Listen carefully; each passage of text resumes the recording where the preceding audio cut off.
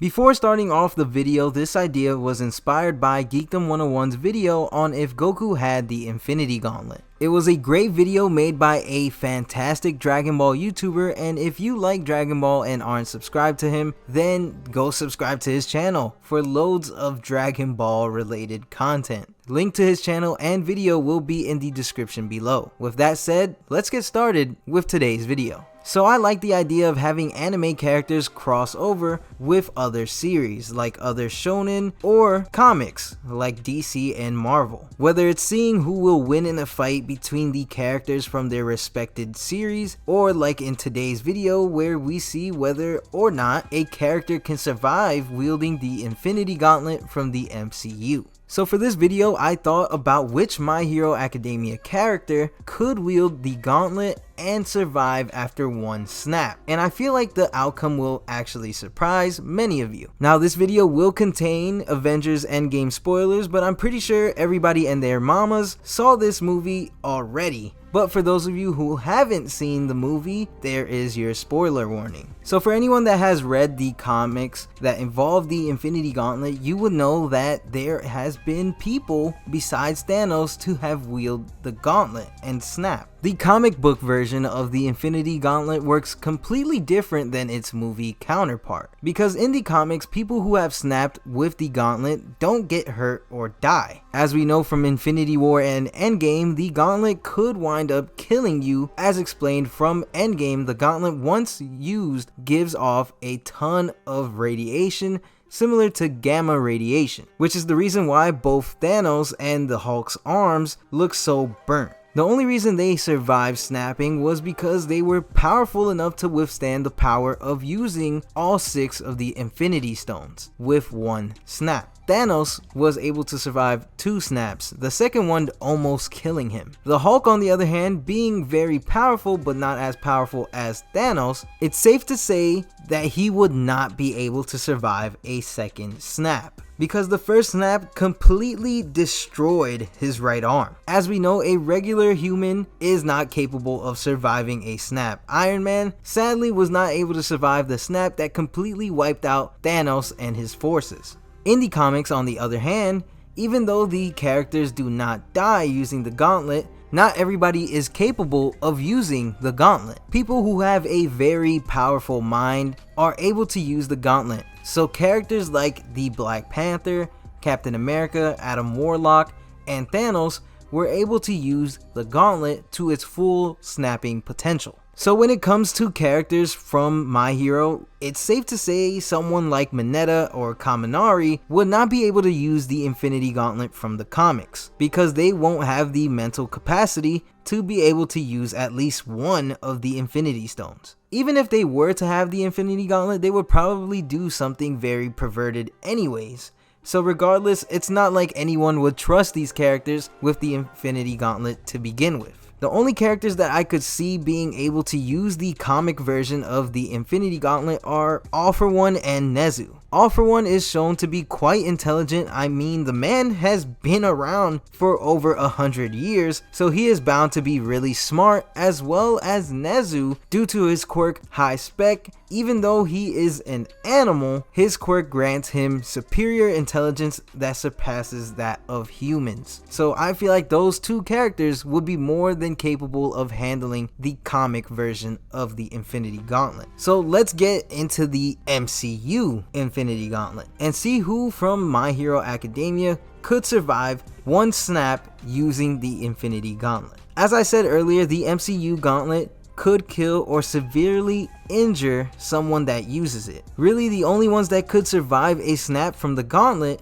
has to be at least as powerful as the movie version of the Hulk. So we can easily take out the majority of Class 1A and basically all of Class 1B. Now I say the majority of Class 1A because there are some key characters that I feel have the potential of using the Infinity Gauntlet and surviving, especially if those certain students were given the time to master their quirks. A pro hero and a villain will also make the list as well.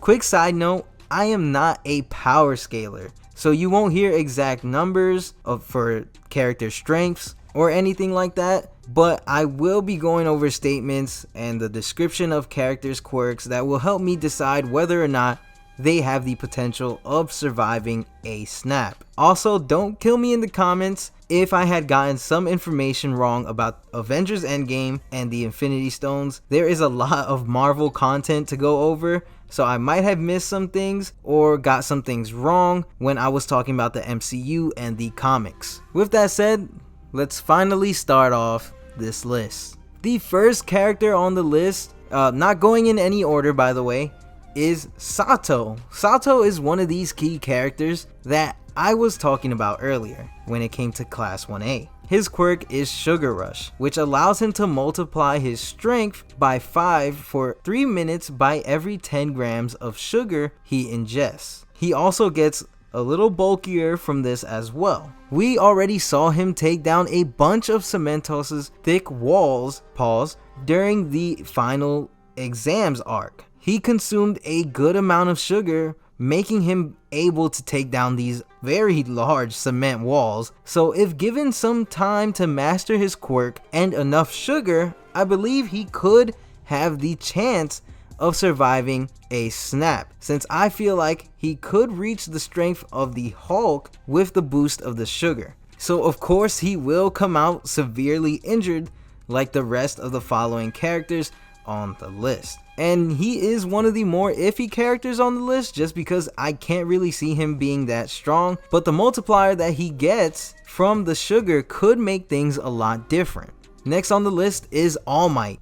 Now All Might is tough because there are two different All Mights that have two completely different outcomes on surviving. First, we are going to be talking about post-injured All Might. So All Might has some big feats. From what we have seen in the anime/manga, we saw that a Nomu that was said to be built to take on All Might was sent flying and blasting off like Team Rocket, which was no easy task since the Nomu had shock absorption and regenerative abilities. We also saw him take on All For One, who had so many quirks stacked on top of him that he was practically stronger than All Might in that moment. But he still managed to get that victory royale on All For One. Sorry for the jokes, by the way. So it's safe to say that All Might is pretty powerful even when injured, but he would not survive a snap only because of the injury he had received during his first fight against All For One. All Might himself stated that he had lost half of his respiratory system, including his stomach and some organs, and he had to undergo a ton of surgery, and the outcome was that he could only be All Might for a total of 3 hours. Later on, that time limit went down to about 10 minutes. He also occasionally bleeds from his mouth and coughs up blood. So he most definitely will die using the Infinity Gauntlet due to these injuries that he already has.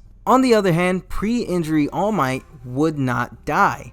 After the Nomu vs All Might fight, All Might stated that it would have taken 5 hits to have taken down the Nomu if he was in his prime. So All Might in his prime is significantly more powerful than what he was during the USJ and presumably during his fight with All For One in Kamino. I believe that when All Might snaps, he will then be in the state that he was in after the All For One fight before the series had started. So it would then put him back at his 3-hour time limit, possibly even his 10-minute limit after that one snap. So yeah, Prime All Might has a very good chance. And of course, after talking about All Might, I feel like his counterpart All For One is another character that also has 2 totally different outcomes of surviving a snap. So of course, just like how we did with All Might, we will first start off with post-injury All For One and why he would not survive a snap. So All For One, when we first see him, he is basically already in the worst possible condition and was in way worse shape than All Might. Like, the man had machines to help him stay alive and recover after his first fight with All Might. Also, when he is not at his hideout, he wears a mask that helps him breathe. So it's safe to say that All For One will definitely not survive even halfway through a snap. No matter how many quirks he is using when attempting to snap, I just don't see him surviving. On the other hand, pre-injury All For One would survive because he could stack loads of quirks that could resist radiation and boost his strength to be as strong as he was during his first fight against All Might, since we know that during All Might and All For One's first fight, they were way stronger than their second fight in Camino. Out of all the characters on this list, I believe he would be the least damaged since he would have that radiation resistant quirk. He would still come out heavily damaged, but not as bad as All Might and Sato. Also, keep in mind that this is under the assumption that over the 100 years that he was alive, he had stolen a quirk that had some sort of radiation resistance. If not, then he would be in the same state as All Might, or possibly in the same exact state that he was in when we first saw him in the series. Now, when talking about All Might and All For One, we have to talk about Deku. Deku would definitely get slapped by the Infinity Gauntlet in the current state that he is in at the moment, but Deku would definitely survive once he fully masters One For All. As we know, Deku is going to surpass All Might, even Prime All Might, since every generation of One For All holders are stronger than the last due to One For All's stockpiling power. So UA Deku is a definite clap, but future Pro Hero Deku could definitely withstand a snap. Now, there's one last character that I'm sort of on the fence about, but I honestly think this character has a good chance at surviving, and that's Tokoyami. And let me explain why I think he could survive. When looking at Tokoyami, there really isn't anything about him that physically shows that he is powerful. He doesn't look all that built when he is shown in his school uniforms or even in his hero costume. But Tokoyami has his quirk Dark Shadow, and Dark Shadow itself is strong in a lot of ways. There are two different ways Tokoyami could use the gauntlet. The first being that he would have to let Dark Shadow wear the gauntlet and snap. Now, I know what you're thinking, how could his quirk do the snap? Well, Dark Shadow, as shown in the series, is capable of speech and thought, as well as being able to communicate with Tokoyami telepathically. Dark Shadow also feels pain, but the pain that he feels, Tokoyami will not feel. Even though Tokoyami and Dark Shadow are connected by the umbilical cord, they do not feel what the other is feeling, which makes Dark Shadow sentient. When Dark Shadow snaps, the snap would end up destroying Dark Shadow and Tokoyami's quirk factor, making it so that Tokoyami will never be able to use his quirk ever again. Besides Dark Shadow being dead, Tokoyami would come out of this mostly unharmed, other than him not being able to use his quirk anymore. I know a lot of people are probably wondering why a snap would completely destroy Tokoyami's quirk, and here's why. So in Endgame, after the Hulk snaps, his arm is clapped. Now the Hulk has regenerative abilities, so something like this would typically heal, but it doesn't. We see that during the funeral scene and the scene where they send Cap back in time to return the stones, his arm was not getting any better. That is because the damage that is done by using the gauntlet cannot be reversed. So if Dark Shadow were to use the gauntlet, I could see Tokoyami's quirk factor and Dark Shadow being destroyed because of it. And with Dark Shadow being sentient, it would make sense that he could use the gauntlet and snap, since he will be able to think about what he needs to snap for. Now, let's move on to the second way I could see this going down, and that's if Tokoyami uses his move Black Ink, which is the move where he wears Dark Shadow as armor. In this scenario, both Tokoyami and Dark Shadow will both take some heavy damage due to the snap. Dark Shadow will most likely take more damage than Tokoyami, since Dark Shadow is going to try and keep Tokoyami from dying. They both have a good chance at surviving a snap, since Tokoyami will take some damage from the snap, and this time, instead of Tokoyami's quirk factor being destroyed, it would be his arm and Dark Shadow's arm that would be destroyed instead, since they will be sharing the pain and the full power of the gauntlet and the snap. For Tokoyami, I think the first scenario would be the better option, since I'm still a little on the fence about the second one. Since in the second one, I still feel like Dark Shadow would probably still be destroyed. Now, I know that this list was kind of weird, but I did see some potential with Sato and Tokoyami, mostly because of how their quirks work, and how they are still students learning how to control their quirks to make them stronger and better. There are a lot of villains and heroes in the series, but out of all of them, these 5 characters are the characters that I see that have the most potential of surviving an Infinity Gauntlet snap.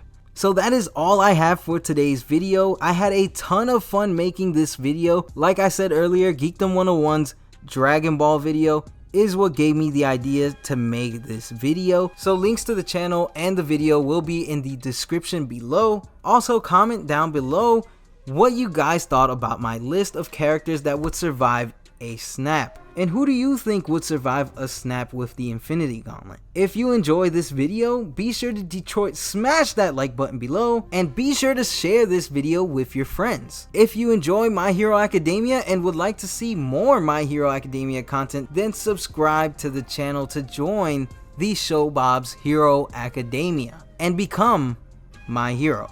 Don't forget to also click that notification bell to never miss an upload, and follow me on Twitter at Showbobs5 so we can talk about My Hero and anime all day long. Remember to stay plus ultra, and I'll see you guys in the next one. Peace.